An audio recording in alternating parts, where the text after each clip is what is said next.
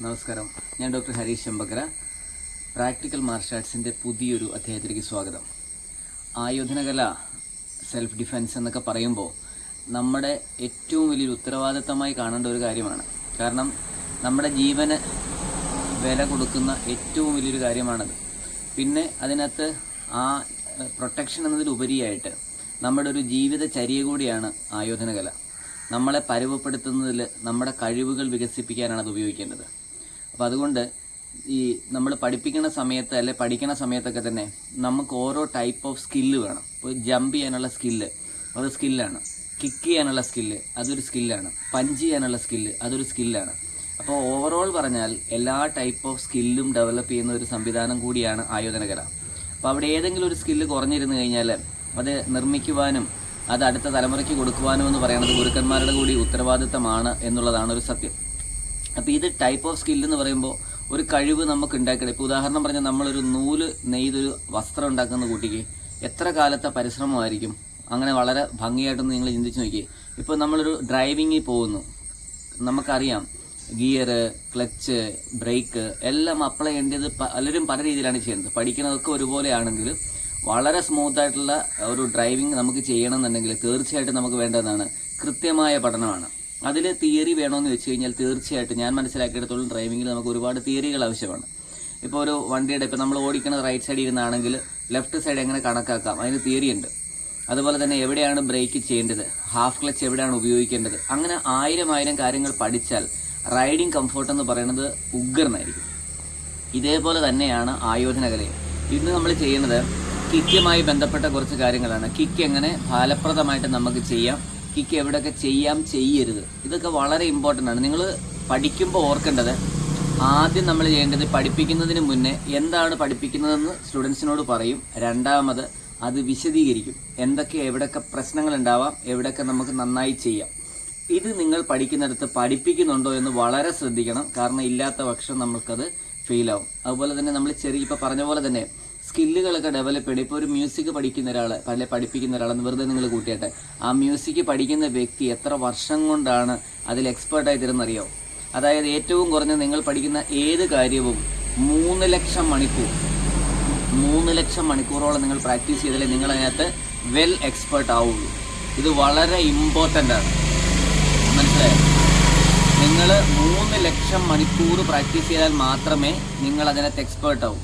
അപ്പോൾ നിങ്ങൾ ഓർക്കുക, നിങ്ങൾ എത്ര സമയം കൊണ്ടാണ് പഠിച്ച് ബെൽറ്റും സർട്ടിഫിക്കറ്റും എടുക്കുന്നത് നോക്കുക. അതനുസരിച്ചായിരിക്കും നിങ്ങളുടെ എക്സ്പേർട്സ് കയ്യിലിരിക്കുക. അപ്പോൾ അതുകൊണ്ട് നിർബന്ധമായിട്ടും ആയോധനകലയുടെ അടിസ്ഥാനം എന്ന് ഞാൻ പറയുന്നത് ഈ ടൈപ്പ് ഓഫ് സ്കില്ലുകളാണ്. ഈ ടൈപ്പ് ഓഫ് സ്കില്ലുകളാണ് നമ്മുടെ ടീച്ചിങ്ങിൽ നമ്മൾ പ്രധാനം. അതുകൊണ്ട് വർഷങ്ങളെടുക്കും, 2 ദിവസം കൊണ്ട് നമുക്ക് പഠിക്കാൻ പറ്റില്ല. അപ്പോൾ അതുകൊണ്ട് ഇത് മനസ്സിലാക്കിയിട്ട് എങ്ങനെയാണ് കിക്കിൽ നമ്മളിത് പ്രാവർത്തികമാക്കുക എന്നുള്ളത് മനസ്സിലാക്കിയിരിക്കണം. ഒന്ന്, നിങ്ങൾ പഠിക്കുന്ന ഏത് ആയോധനകലയും പലതരത്തിലുള്ള പ്രദേശങ്ങളിൽ ചെയ്യാൻ പഠിക്കണം. ഉദാഹരണം പറഞ്ഞാൽ നമ്മൾ വെള്ളം നനഞ്ഞിരിക്കുന്ന ഒരു പ്രദേശത്ത്, ഇനി അല്ലെങ്കിൽ ചള്ളയുള്ള ഒരു പ്രദേശത്ത്, പുല്ലിൻ്റെ മുകളിൽ, കരിങ്കല്ലിൻ്റെ മുകളിൽ ഒക്കെ നമ്മൾ പഠിക്കണം. കാരണം വെച്ചാൽ ഏത് അവസ്ഥയിലാണ് സ്ട്രീറ്റ് ഫൈറ്റ് വരിക എന്ന് നമുക്ക് പറയാൻ കഴിയില്ല. അപ്പോൾ അതുകൊണ്ട് അങ്ങനെയുള്ള പ്രാക്ടീസുകൾ നിങ്ങൾക്ക് ഒരുപാട് ഗുണം ചെയ്യും. ഇപ്പം ഞാൻ ചെയ്യാൻ പോകുന്ന കിക്കുകൾക്ക് മുന്നിൽ കുറച്ച് റേസുകളുണ്ട്. ഇപ്പം നമ്മൾ വലത്ത് നേരെ, വലത്ത് കോണ്, വലത്ത് വീതി ചുരുക്കി തുടങ്ങി ഒരുപാട് സംഗതികളുണ്ട്. ഇതെല്ലാം കിക്കുകളിലേക്ക് അത് കിക്കല്ല, ഒരിക്കലും കിക്കിലേക്ക് നമ്മളെ നയിക്കുന്ന കുറച്ച് പ്രാക്ടീസുകളാണ്. പലരും അത് കിക്കായിട്ടാണ് ധരിച്ചു വെച്ചിരിക്കുന്നത്. അത് കിക്കല്ല, പ്രാക്ടീസുകളാണ്. ആ പ്രാക്ടീസ് ചെയ്യുന്ന ഓരോന്നിനെയും എങ്ങനെ കിക്കാക്കാം. ഇപ്പം നമ്മളിന്ന് ചെയ്യാൻ പോകുന്നത് തന്നെ നനഞ്ഞു കിടക്കുന്ന ഒരു പ്രതലത്തിലാണ്. ആ പ്രതലത്തിൽ എങ്ങനെയാണ് ലെഗ് റേസ് ചെയ്യുക, അതെല്ലാം പഠിച്ചിരിക്കണം. ഞങ്ങളത് തീർച്ചയായിട്ടും കുട്ടികളെ ഇങ്ങനെ കൊണ്ടുപോയി പരിശീലിപ്പിക്കാറുണ്ട്. വെള്ളത്തിനടിയിൽ നിന്നുള്ള പ്രാക്ടീസുകൾ, ചള്ള ഏറ്റവും കൂടുതൽ കിട്ടുന്നത് നമ്മുടെ കേരളത്തിൽ അറിയാലോ, കണ്ടത്തും വരമ്പുകളിലാണ്. അവിടെയുള്ള പ്രാക്ടീസുകൾ ഇതെല്ലാം നമ്മൾ കൊണ്ടുപോയി ചെയ്യിക്കാറുണ്ട്. കരിങ്കല്ല് കിടക്കുന്നതും ഉരുളങ്കല്ല് കിടക്കുന്നതും തെന്നിക്കിടക്കുന്ന പ്രദേശങ്ങൾ, ഇതെല്ലാം പ്രാക്ടീസ് കൊടുക്കാറുണ്ട്. കാരണം എന്താ വെച്ചാൽ ഏത് സിറ്റുവേഷനിലും അവർക്ക് ചെയ്യാൻ കഴിയണം. അപ്പോൾ ഇന്ന് നമുക്ക് നേരെ കാണുന്നത് കിക്കിൻ്റെ പ്രത്യേകതകളിലേക്കും എങ്ങനെയൊക്കെയാണ് ചെയ്യുന്നതിനെക്കുറിച്ചും മാത്രമാണ്. നേരെ വീഡിയോയിലേക്ക്. ഇവിടെ ശ്രദ്ധിക്കേണ്ടത്, കാലുകൾ എടുക്കുമ്പോൾ ശ്രദ്ധിക്കുക, തെന്നിക്കിടക്കുന്ന ഒരു പ്രതലമായതുകൊണ്ട് കാലിൻ്റെ താഴെ വെക്കുന്ന കാലിൻ്റെ മുട്ട് വളച്ചാണ് ഉയർത്തുന്നത്. അത് നമുക്ക് സേഫ്റ്റി ഒരുപാട് ചെയ്യും. റേസാണ്, കിക്കല്ല. ഇവിടെ നോക്കിയാൽ നനഞ്ഞു കിടക്കുന്ന ഒരു സ്റ്റെപ്പാണ്, അതിലൂടെ ഇറങ്ങി വരുമ്പോൾ നമ്മൾ മുട്ടുകൾ വളച്ച് ബോഡി ഡയറക്റ്റ് ആക്കി ഇറങ്ങാൻ ശ്രമിക്കുക, സേഫ് ആയിരിക്കും. ഓക്കെ, ഇപ്പം നമ്മൾ കണ്ടില്ലേ ലെഗ് റേസ് ചെയ്യുന്നതും നമ്മൾ ഓടി സ്റ്റെപ്പ് ഓടി ഇറങ്ങുന്നതും ഒക്കെ തന്നെ. ഇതൊക്കെ ചെയ്യുമ്പോൾ ശ്രദ്ധിക്കേണ്ട ഒരു പ്രധാന കാര്യമുണ്ട്. നനഞ്ഞ പ്രതലത്തിൽ ചെയ്യുമ്പോൾ വളരെ ശ്രദ്ധിക്കേണ്ടത്, ഞാൻ ഈ പറയുന്നത് നിങ്ങളൊന്ന് ചെയ്ത് നോക്കിയിട്ട് അഭിപ്രായം പറയാനുള്ളത്. കാരണം എന്താ വെച്ചാൽ നനഞ്ഞു കിടക്കുന്ന ഒരു സ്റ്റെപ്പ് വഴിയാണ് ഇപ്പോൾ ഓടി ഇറങ്ങിയത്. അവിടെ നമ്മൾ പ്രധാനമായിട്ട് ശ്രദ്ധിക്കേണ്ടത് 2 മുട്ടുകളും കുറച്ച് ബെൻഡ് ചെയ്തിട്ടാണ്, മടക്കിയിട്ടാണ് നമ്മൾ ഇറങ്ങിയിട്ടുള്ളത്. അതുകൊണ്ട് നമുക്ക് സേഫായിട്ട് ഇറങ്ങാനോ പറ്റും. ഇപ്പോൾ കാലെടുത്തപ്പോഴും ശ്രദ്ധിക്കാം, നമ്മൾ സാധാരണ കളരി കാലെടുക്കുന്ന പോലെ നേരെ എടുക്കുകയല്ല ചെയ്തത്, താഴത്തെ മുട്ട് ഒരല്പം വളച്ച് വെച്ചിട്ടാണ് കിക്ക് ചെയ്യുന്നത്. അതുകൊണ്ട് തന്നെ നമ്മൾ സേഫായിട്ട് താഴെ വീഴാതെ, ഇപ്പോൾ ഒരു കാല് ഉയർത്തുന്ന സമയത്ത് മറ്റേ കാല് പറഞ്ഞ പോലത്തെ അവസരമല്ലോ, അതുണ്ടാവാതിരിക്കാനായിട്ട് താഴെ നിൽക്കുന്ന കാല് കുറച്ചൊന്ന് ബെൻഡ് ചെയ്ത് വേണം ചെയ്യാനായിട്ട്. അങ്ങനെ ആകുമ്പോൾ നിങ്ങൾ ഒരിക്കലും വീഴില്ല. ഇതൊക്കെ നിഞ്ച പോലുള്ള പല മാർഷൽ ആർട്ടിലും വളരെ രഹസ്യമായി അവർ പഠിപ്പിക്കുന്നതാണ്. നിഞ്ച വാക്ക് എന്ന് പറഞ്ഞിട്ടുണ്ട്.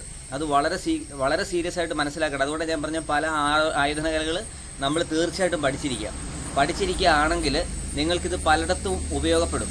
പല ട്രിക്കുകളാണ്. അപ്പോൾ അതുകൊണ്ട് ഏറ്റവും സേഫായിട്ടുള്ള, ഏറ്റവും ബാലൻസ്ഡ് ആയിട്ടുള്ള കാര്യങ്ങളെല്ലാം മനസ്സിലാക്കണമെങ്കിൽ നിങ്ങൾ തീർച്ചയായിട്ടും നിഞ്ച പഠിച്ചിരിക്കണമെന്നാണ് ഞാൻ പറയുന്നത്. അപ്പോൾ അതിലുള്ള ചില വാക്കിംഗ് സിസ്റ്റംസ് ആണ് നമ്മൾ ഇതിനകത്ത് ഉപയോഗിക്കുന്നത്. അപ്പോൾ കാല് ഉയർത്തിയുള്ള കിക്കുകളിലൊക്കെ തന്നെ ഒരു കാരണവശാലും നിങ്ങൾ എന്ത് ചെയ്യരുത്, പ്രതലം നനഞ്ഞതാണെങ്കിൽ കാല് നിവർത്ത് വെച്ച് കിക്ക് ചെയ്യരുത്. കിക്ക് ചെയ്യുന്നത് നിവർത്ത് വെച്ചല്ല, ഞാനത് ബേസിക്കായ ഒരു കൺസെപ്റ്റ് പറഞ്ഞതാണ്. ഇനി അടുത്തായി ശ്രദ്ധിക്കേണ്ടത് കിക്ക് ചെയ്യുന്ന സമയത്ത് സൂക്ഷിക്കേണ്ട പ്രധാനപ്പെട്ട കാര്യങ്ങൾ. അതായത് നമ്മുടെ കാലിൻ്റെ ഫ്രണ്ടിൽ ഇരിക്കുന്ന ആ പാദം എങ്ങനെ ഇരിക്കണമെന്നുണ്ട്, കിക്ക് എങ്ങനെ വരണമെന്നുണ്ട്. അതുപോലെ തന്നെ ഒരു പബ്ലിക് ഫൈറ്റിങ്ങിൽ നമ്മുടെ വയറ്, നെഞ്ചെന്നൊക്കെ പറയുമ്പോൾ ഒരു കാരണവശാലും നെഞ്ചിന് മുകളിലോട്ട് കിക്ക് ചെയ്യരുത്, അപകടമാണ്. കാരണം നമ്മുടെ കാല് മറ്റേ ആളുടെ കയ്യിൽ കിട്ടിയാൽ തീരുമാനമാണ്. അതുകൊണ്ട് കഴിവുള്ളിടത്തോളം സ്ട്രീറ്റ് ഫൈറ്റിംഗ് ഒക്കെ ചെയ്യുന്ന സമയത്ത് നെഞ്ചിൻ്റെ ഭാഗത്ത് ചവിട്ടുന്നുണ്ടെങ്കിൽ റേസ് ചെയ്ത് നല്ല പരിചയമുള്ളവർ മാത്രമേ ചെയ്യൂ. അല്ലെങ്കിൽ അവർ ക്യാച്ച് ചെയ്യുന്നില്ല. അതുപോലെ എങ്ങനെ കിക്ക് ചെയ്യുന്നോ അതിനേക്കാൾ വേഗത്തിൽ വലിക്കാൻ നമുക്ക് കഴിയണം. ഇത് ഇമ്പോർട്ടൻ്റ് ഒരു മാറ്ററാണ്. കിക്ക് ചെയ്യുന്നതിനേക്കാൾ വേഗത്തിൽ ബാക്കിലേക്ക് വലിക്കാനായിട്ട് പറ്റണം. പിന്നെ അകലവും ഒക്കെ അനുസരിച്ചാണ് കിക്കുകൾ വരുന്നത്. അപ്പോൾ കിക്ക് എങ്ങനെ ചെയ്യണമെന്നുള്ളത് ഞാൻ കാണിച്ചു തരാം, അതിൻ്റെ എക്സ്പ്ലനേഷൻ തരാം. ഓക്കെ, ഇവിടെ ശ്രദ്ധിക്കേണ്ടത് നോക്കിയ കാലുകൾ മുട്ട് പുറകിരിക്കുന്നത് മറ്റേ മുട്ടിനോട് ചേർന്നിട്ട് വേണം മുന്നോട്ട് വരാൻ. കാരണം നേരെ ഒരു കിക്ക് വരുമ്പോൾ നമ്മുടെ ഗ്രോമി ലെവലിൽ കൊള്ളരുത്.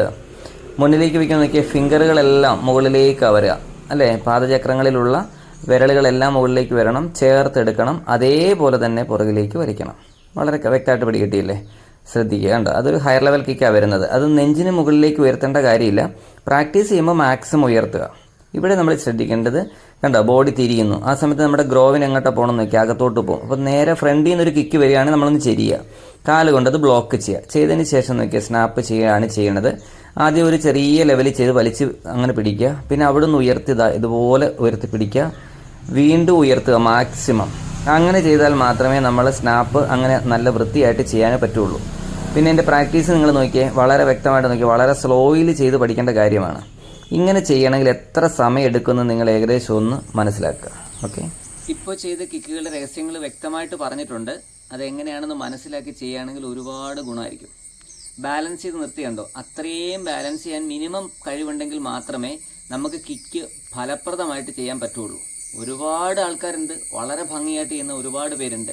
എങ്കിലും നിങ്ങളുടെ എബിലിറ്റി ഓർ നിങ്ങളുടെ സ്കില്ല് എന്താണെന്ന് അറിയണമെങ്കിൽ, നിങ്ങൾക്ക് കിക്കിങ് ചെയ്യാനുള്ള എബിലിറ്റി ഉണ്ടോ എന്ന് ടെസ്റ്റ് ചെയ്യാനായിട്ട് ഇത് ഒരുപാട് ഗുണം ചെയ്യും. അതുപോലെ തന്നെ സ്ട്രീറ്റ് ഫൈറ്റിൽ ഒരിക്കലും ജംപ് കിക്കുകളോ ഡൈവിങ്ങോ ചെയ്യരുതെന്ന് പറയാനുള്ള ഒരുപാട് കാരണങ്ങളുണ്ട്. അത് നമുക്ക് അടുത്ത വീഡിയോയിൽ വിശദീകരിക്കാം. ഇതിനെക്കുറിച്ചുള്ള നിങ്ങളുടെ അഭിപ്രായങ്ങൾ തീർച്ചയായിട്ടും അറിയിക്കുക. അടുത്ത വീഡിയോയിൽ കാണാം. നന്ദി, നമസ്കാരം. Thank you so much.